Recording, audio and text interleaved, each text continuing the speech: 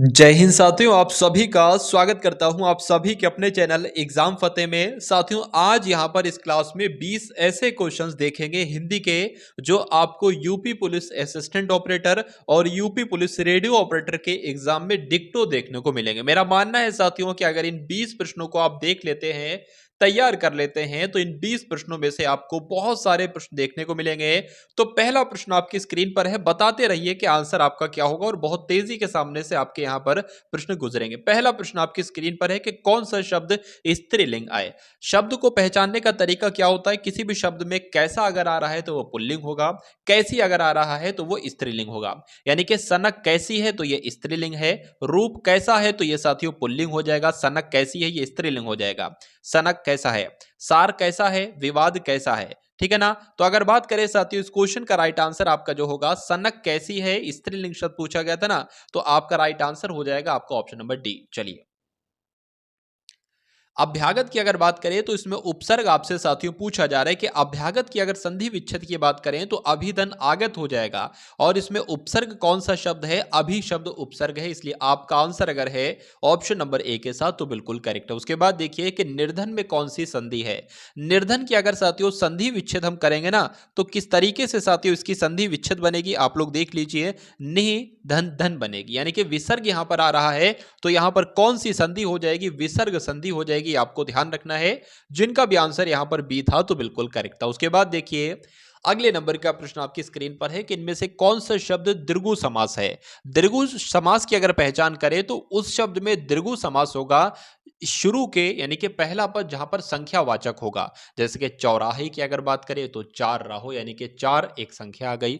चतुर्भुज की अगर बात करें तो चार भुजा, यानी कि चार भुजा चार एक संख्या आ गई। तो इस टाइप के जब भी शब्द बनेंगे तो हमेशा शब्द में द्विगु समास होगा, ये आपको ध्यान रखना है। नेक्स्ट नंबर का प्रश्न आपकी स्क्रीन पर है, बताइए।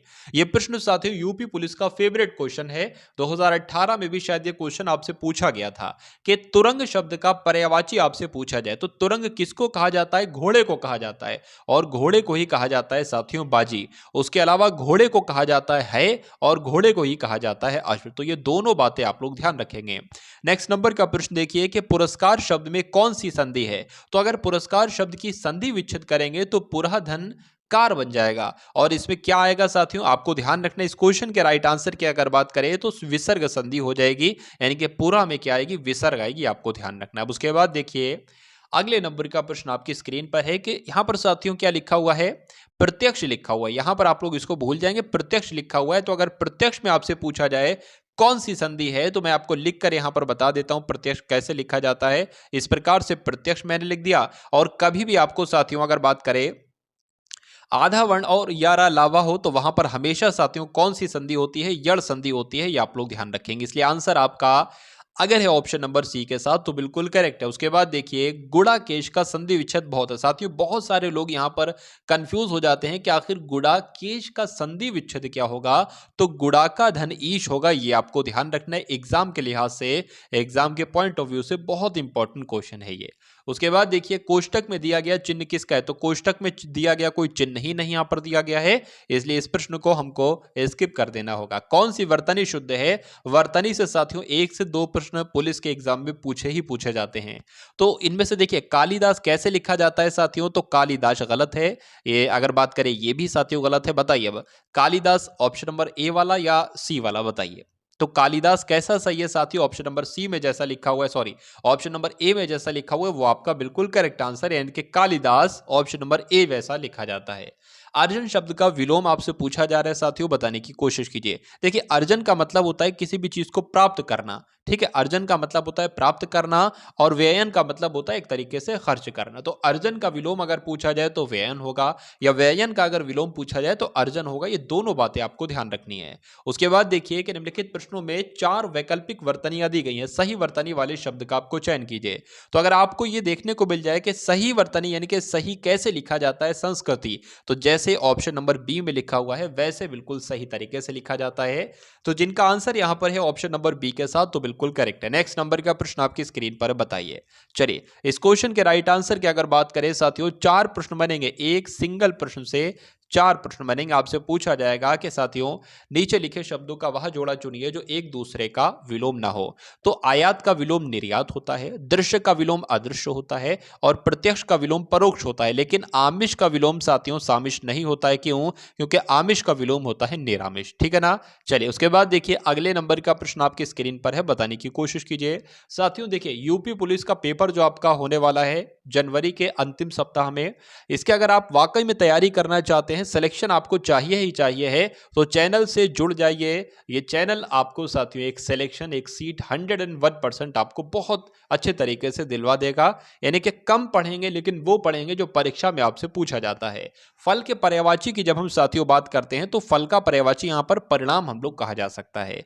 इसलिए आंसर आपका ऑप्शन नंबर बी हो जाता है कि क्या फल आया, क्या फल मिला, या रिजल्ट भी कह सकते हैं, परिणाम भी कह सकते हैं। ठीक है ना? चलिए निम्नलिखित शब्दों में से कौन सा शब्द क्रिया विशेषण, देखिए क्रिया विशेषण की जब हम बात करते हैं तो जैसे कि राम एक बहुत फेमस एग्जाम्पल है, राम धीरे धीरे चलता है। अब यहाँ पर चलना क्या है? ये एक क्रिया है और चलना यानी कि क्रिया की विशेषता बताई जा रही है धीरे धीरे शब्द के द्वारा। तो अगर बात करें साथियों क्या हो जाएगा? धीरे धीरे जो यहाँ पर होगा ना, यही तो क्रिया विशेषण हो जाएगी। आपको ध्यान रखना है। नेक्स्ट नंबर का प्रश्न आपकी स्क्रीन पर है, बताने की कोशिश कीजिए कि राइट आंसर आपका क्या होगा, बताइए। गुलाब सुंदर फूल है, वाक्य में गुलाब क्या है? तो गुलाब साथियों क्या है? व्यक्तिवाचक संज्ञा है, जातिवाचक संज्ञा है, समूहवाचक संज्ञा है या भाववाचक संज्ञा है? बताइए। देखिए साथियों मैं आपको थोड़ा बताता हूं, संज्ञा संज्ञा क्या होती है। किसी भी चीज के नाम को हम क्या कह सकते हैं? संज्ञा कह सकते हैं, पहली बात। ठीक है ना? और संज्ञा कितने प्रकार की होती है? 5 प्रकार की होती है। पहली प्रकार जो होता है वो व्यक्तिवाचक संज्ञा होती है।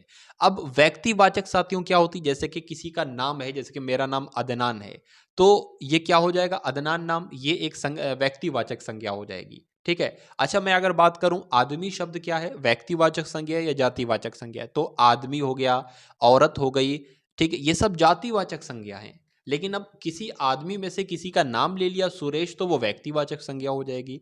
औरत शब्द एक जातिवाचक है, लेकिन अगर सीमा किसी का नाम ले लिया तो वो व्यक्तिवाचक संज्ञा हो जाएगी। उसी प्रकार नदी शब्द जो है ना, नदी, ये जातिवाचक शब्द है, लेकिन अगर किसी नदी का नाम ले ले जैसे कि सरस्वती नदी या गंगा नदी, तो ये व्यक्तिवाचक संज्ञा हो जाएगी। कोई अगर साथियों मान लीजिए अगर कोई अगर पहाड़ की बात करे तो पहाड़ शब्द क्या है? ये एक जातिवाचक संज्ञा है, लेकिन किसी पहाड़ का नाम ले लो तो व्यक्तिवाचक संज्ञा हो जाएगी ना।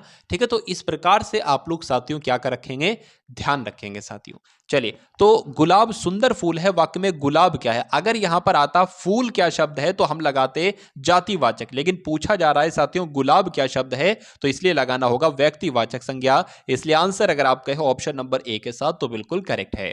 उसके बाद देखिए तुम यह काम मत करो साथियों, ये कैसा वाक्य है? आज्ञावाचक, निषेधवाचक, प्रश्नवाचक या विस्मयवाचक? बताइए क्या इस क्वेश्चन का राइट आंसर होगा, बताइए। यहां पर साथियों मनादी की जा रही है किसी चीज की, तो कभी भी साथियों किसी भी चीज की मनादी की जाए और पूछा जाए कैसा वाक्य है, तो वो हमेशा निषेधवाचक वाक्य होगा। ये बात आपको ध्यान रखना है। निम्नलिखित में से कौन सा शब्द शुद्ध है? तो शुद्ध शब्द साथियों इसमें से कौन सा है, बताने की कोशिश कीजिए। देखिए अंक ऐसे नहीं लिखा जाता है बल्कि अंक लिखा जाता है साथियों ऐसे। आंख ऐसे नहीं लिखा जाता है बल्कि आंख लिखा जाता है साथियों इस प्रकार से। उसी प्रकार चांद किस प्रकार से लिखा जाता है? ऐसे लिखा जाता है। लेकिन अगर बात करें साथियों शुद्ध शब्द यानी कि अंगना कैसे लिखा जाता है, तो जैसे ऑप्शन नंबर ए में लिखा हुआ है अंगना, ऐसे ही लिखा जाता है। मैं चलती थी में मतलब इस वाक्य में मैं का बहुवचन क्या होगा, ये आपसे पूछा जा रहा है। देखिए अगर आपसे ये पूछ लिया जाए कि तुम का बहुवचन क्या होगा, क्या तुम का बहुवचन क्या होगा, तो मैं आपको बता देता हूं साथियों, तुम का बहुवचन हो जाएगा तुम लोग। ठीक है ना? आपका बहुवचन क्या हो जाएगा? आपका बहुवचन हो जाएगा आप लोग। ठीक है, आप लोग हो जाएगा, ये आपको ध्यान रखना है। उसके अलावा अगर बात करें साथियों मैं का बहुवचन क्या हो जाएगा, तो मैं का बहुवचन हो जाएगा हम। ये आपको ध्यान रखना है। जिनका आंसर यहां पर है ऑप्शन नंबर बी के साथ, सॉरी ऑप्शन नंबर ए लिखा होना चाहिए, ए के साथ, तो बिल्कुल करेक्ट है। नेक्स्ट नंबर का प्रश्न आपकी स्क्रीन पर है, बताने की कोशिश कीजिए कि लिखा गया यहां पर साथियों से, यानी कि से जो पूछा गया वो अलगाव वाला पूछा गया। अलगाव का मतलब होता है साथियों अलग अलग। ठीक है, किस विभक्ति का बोधक चिन्ह है? संप्रदान का, कर्म का, अधिकरण का, अपादान का? चलिए यहां पर देखिए एक होता है से, जैसे कि मान लीजिए अगर बात करें केक से चाकू जुड़ा है, तो यहां पर जुड़ा है। ठीक है, अब अगर कहा जाए कि गंगा से नदी अगर बात करें साथियों पहाड़ से नदी निकलती है तो पहाड़ से और नदी का क्या हो रहा है, अलगाव हो रहा है, यानी कि दूर दूर वो जुदा हो रहे हैं। तो कभी भी साथियों आपको ऐसा प्रतीत हो कि दो चीजें अलग अलग हो रही हैं, आपस में से जुदा हो रही हैं, तो वहां पर हमेशा साथियों कौन सा कारक होगा, आपादान कारक होगा। ये आपको ध्यान रखना है, इसलिए आंसर आपका जाएगा ऑप्शन नंबर डी के साथ। और जिनका आंसर यहां पर ऑप्शन नंबर डी है तो बिल्कुल करेक्ट भाई, बहुत बढ़िया, वेरी गुड क्लास। चलिए, संप्रदान का क्या उदाहरण है, संप्रदान के लिए, ठीक है ना, क्या हो जाएगा साथियों, के लिए। जैसे कि मैं तुम्हारे लिए फूल लाया, ठीक है, मैं तुम्हारे लिए फूल लाया, या कह सकते हैं साथियों के लिए जहां जहां मतलब आए और इससे की जगह पर के लिए आ जाए तो संप्रदान कारक वहां पर होगा। कर्म की अगर बात करें तो कर्म जहां पर को होता है साथियों वो क्या हो जाएगा, कर्म हो जाएगा। अधिकरण की अगर बात करें तो में होता है साथियों और पर होता है। ठीक है साथियों, तो ये आपकी डेमो क्लास थी, सिर्फ 20 क्वेश्चंस की डेमो क्लास। तो अगर आपको ये क्लास पसंद आई है और अगर आप चाहते हैं कि एग्जाम तक ये सीरीज आपकी कंटिन्यू रहे, तो आप लोग एक बार कमेंट सेक्शन में अवश्य बताएंगे कि साथियों क्या करना है, कंटिन्यू करना है या कंटिन्यू नहीं करना है। तो जितने प्रश्न आपके ठीक रहे उसका स्कोर आप सभी लोग कमेंट सेक्शन में एक बार राइट करेंगे, लिखेंगे, ठीक है ना। और क्लास को एक बार अपने एक मित्र तक कम से कम शेयर अवश्य कर देंगे। अगर आप चाहते हैं कि एग्जाम को क्रैक करना, तो कम पढ़ के साथियों कैसे क्रैक किया जा सकता है, ये हम लोग देखेंगे आने वाले 20 से 25 दिन में। तो मिलते हैं हम सभी लोग आने वाली वीडियो में। जय हिंद साथियों।